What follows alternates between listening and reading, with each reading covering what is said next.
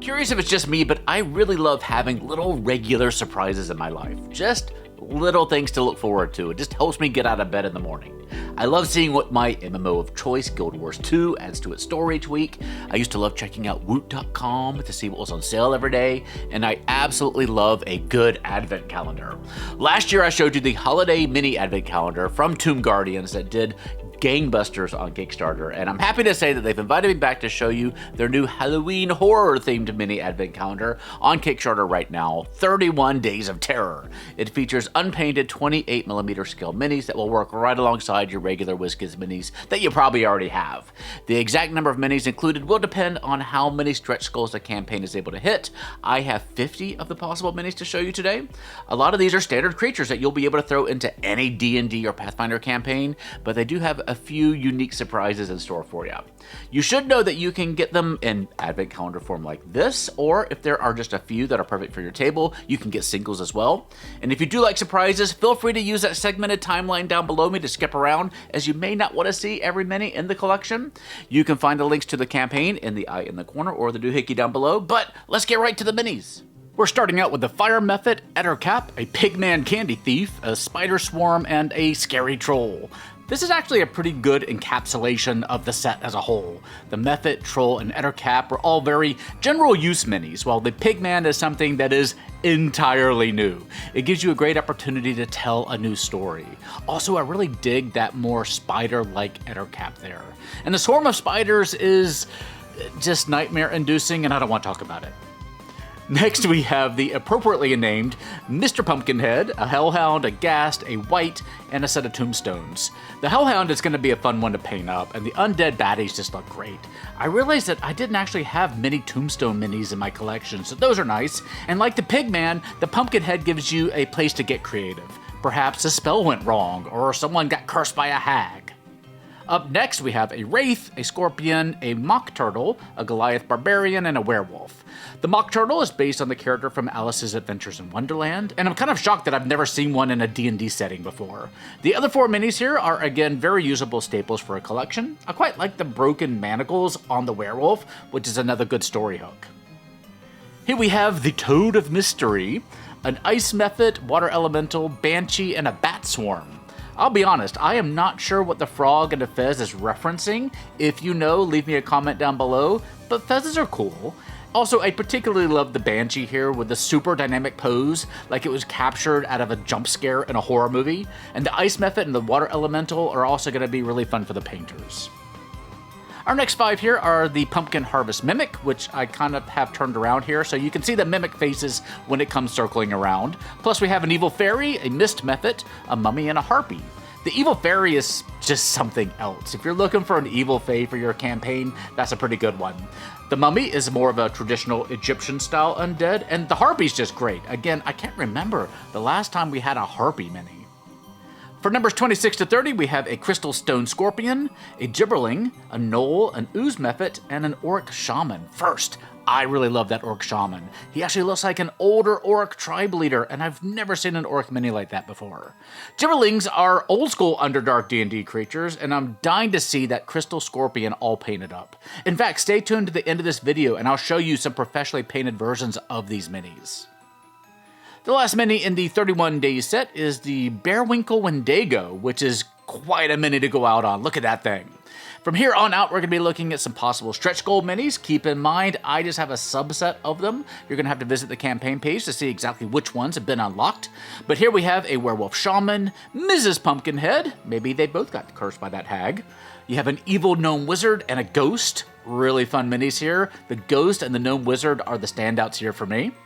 Our next stretch goal minis are a Dwarven Vampire, an Earth Mephit, a Scarecrow, a Hydra Mephit, and an Evil Cultist Sorcerer.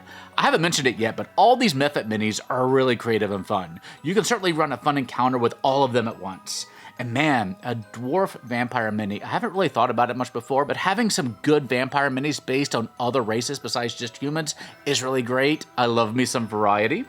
And here we have an Air Mephit, an Evil Cultist Altar, a Batcoon supervillain, and an old-timey vampire plus a fire elemental. I don't really know where the Batcoon idea originally came from, but it's a pretty adorable mini. If you know, again, let me know down below. The Nosferatu-style vampire is always great, and the altar is going to be a nice set piece for a dungeon trap or a puzzle. And that fire elemental is going to be another fantastic piece for our painters, plus another Mephit for our little Mephit adventure. And our final 5 are a Magma Mephit, an Ice Elemental, a Water Mephit, a Goliath Barbarian, and a Fire Scorpion. I love the idea of the Ice Elemental, and there are hardly any Ice Elemental minis out there.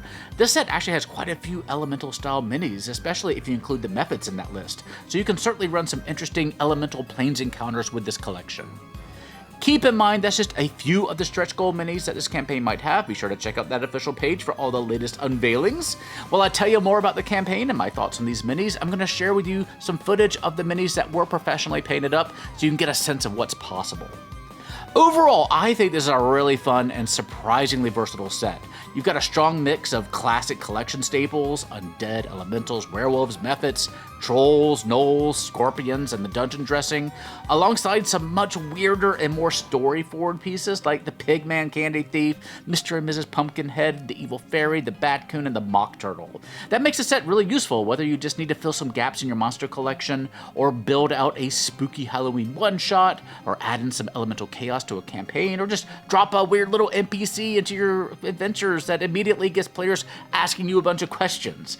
It's got painter-friendly pieces too, you got encounter building pieces, and a lot of minis that just feel like they could inspire an adventure all by themselves, which is exactly what I want from a set like this. And it's also not so Halloween specific that you couldn't enjoy it any time of year if you just want to engage with the advent calendar nature of it whenever you receive it. If you're interested in learning to paint minis, one fun option might be to use this set as a painting exercise. Open a door, get a cool mini, and you're not allowed to open the next one until you paint up the prior one. You'd be surprised on how quickly you can paint up a mini to make it table ready. The campaign has a few purchase options. Now, it's possible that things might have changed by the time the campaign launches, so check out the campaign page for the latest info. The base level pledge is $129 and features the 31 base minis and however many stretch goal minis they unlock. For $20 more, you can get the expedited shipping option to make sure the minis arrive by September of 2026. There are only 300 sets available by September, so if you do want them this year, be sure to pledge early. There's also a deluxe pledge version, which gets you all the minis, plus all 42 possible add-ons available in the campaign. Check out the campaign page for what those minis are. That pledge is $348.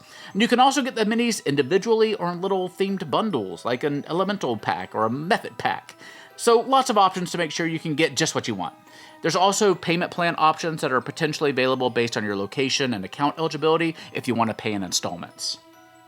That's 31 Days of Terror by Tomb Guardians. As I always say in these videos, remember that Kickstarter is not a store, you won't get your minis right away, and you generally pay shipping costs closer to when your minis actually ship. So check out the campaign page for all those details. Kickstarters also have some inherent risks. I don't present Kickstarter projects to you that I wouldn't feel comfortable backing myself, but be sure to check out the campaign page to see all the details for yourself. And remember that Tomb Guardians has quite a few successful projects under their belt already, so go check it out. And if you have any questions though, please let me know down below, and I'll endeavor to get you the answers.